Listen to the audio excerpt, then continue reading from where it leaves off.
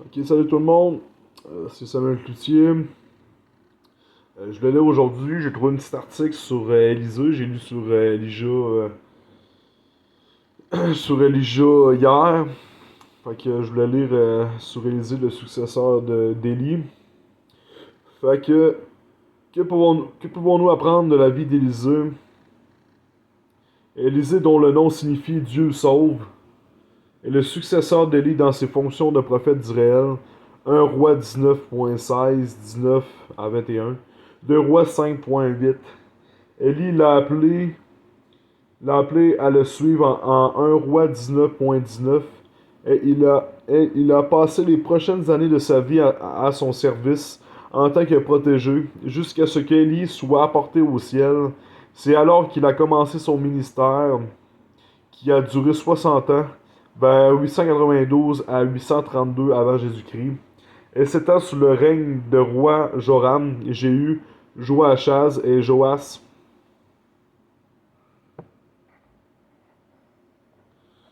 L'appel initial d'Élisée est très instructif alors que Dieu venait de manifester sa puissance contre les prophètes de Baal et de faire revenir la pluie après une longue sécheresse.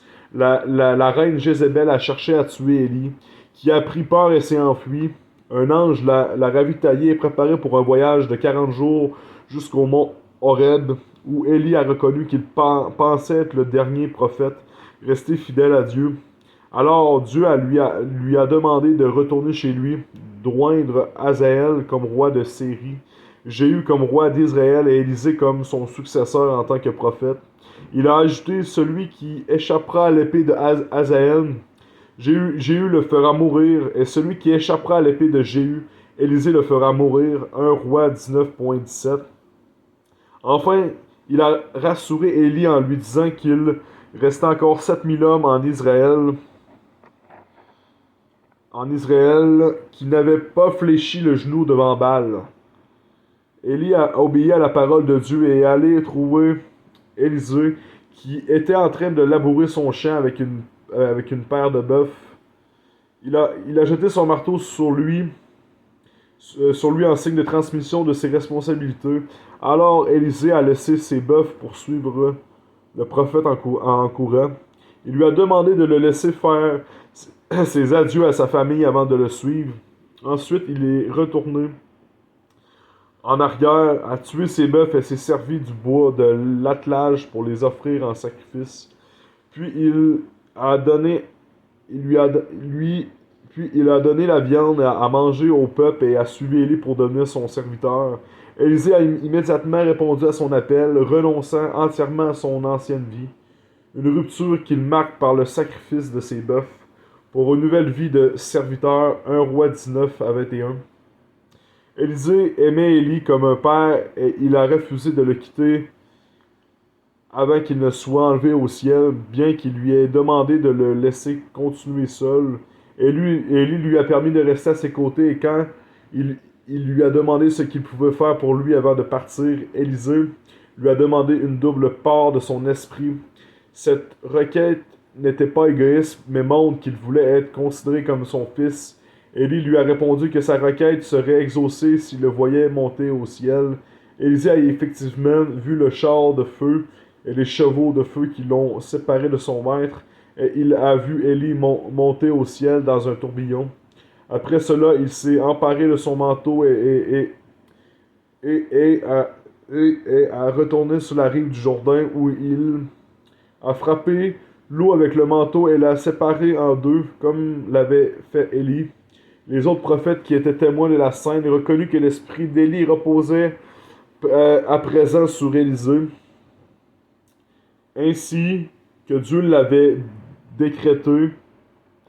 Élisée allait à présent être son prophète auprès de son peuple. 2 Rois 2.1 à 18.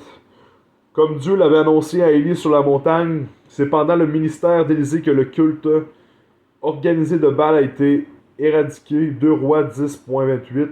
Au cours de son ministère, Élisée a beaucoup voyagé et concilié des rois, tout en restant proche du peuple et bienveillant envers les Israélites comme envers les étrangers. Le ministère prophétique d'Élisée comprend beaucoup de récits très connus. Il a purifié l'eau de Jéricho, de Rois 2.19 à 21, maudit des jeunes qui s'étaient moqués de lui et ont donc été tués par des ours. 2 Rois 2.23 à 25, multiplier l'huile d'une veuve. 2 Rois 4.1 à 7, prophétiser qu'une famille Sunamite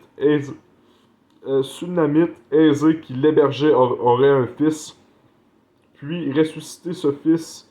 2 Rois 4.8 à 37, retirer le poisson d'une marmite de potage. 2 Rois 4.38 à 41, multiplier 20 pains d'orge pour nourrir 100 hommes. 2 Rois 4.42 à 44, guérit Naham de sa lèpre. 2 Rois 5, et fait flotter un fer de hache. 2 Rois 6.1 à 7. Les miracles d'Élisée sont essentiellement des actes de soutien et de bénédiction.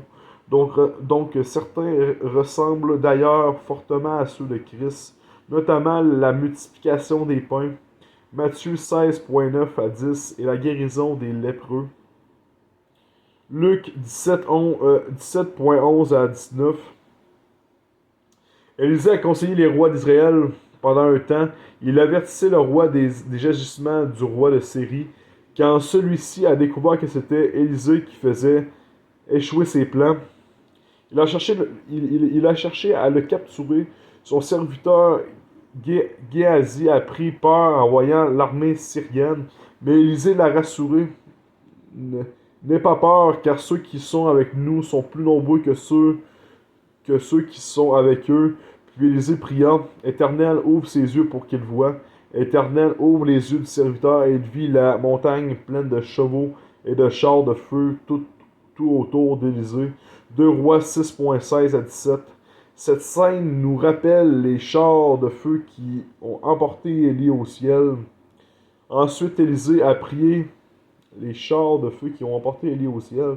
Ensuite, Élisée a prié que les Syriens sont frappés d'aveuglement et les menés jusqu'en Samarie, la capitale d'Israël, avant de demander à Dieu de leur ouvrir les yeux. Le roi d'Israël s'est demandé s'il devait tuer les captifs, mais Élisée lui a recommandé de leur préparer un repas de préférence.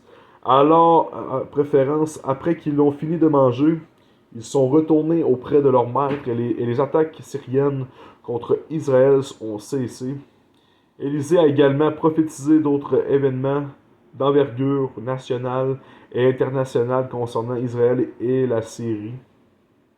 Élisée est mort pendant le règne du roi Joas, qui lui a rendu visite alors qu'il était malade et a pleuré sur lui. Élisée a demandé à Joas de prendre un arc et des flèches et de tirer par la fenêtre.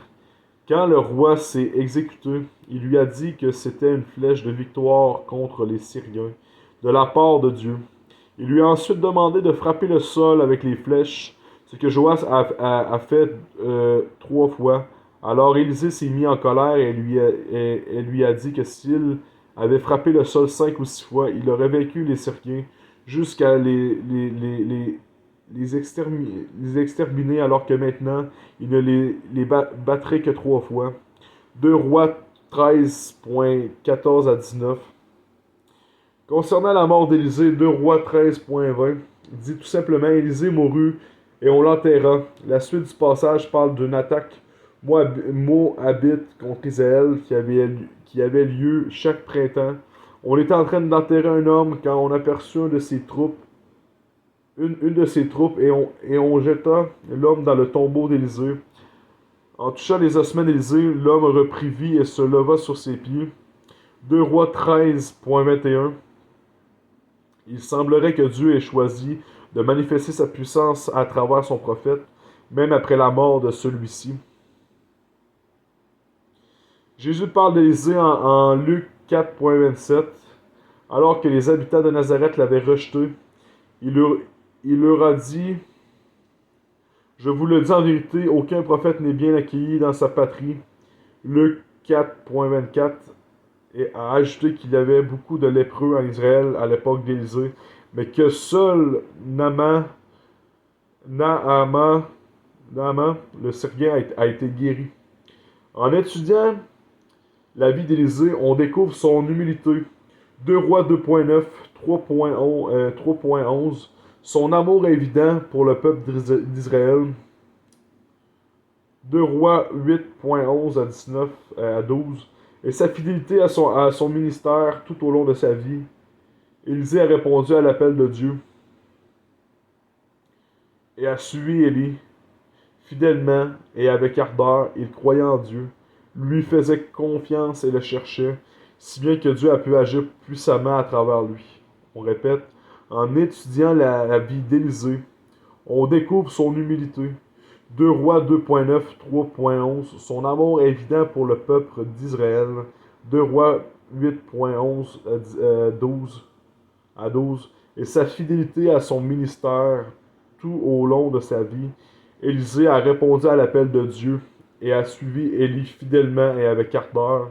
Il croyait en Dieu, il lui faisait confiance et le cherchait, si bien que Dieu a pu agir puissamment à travers lui.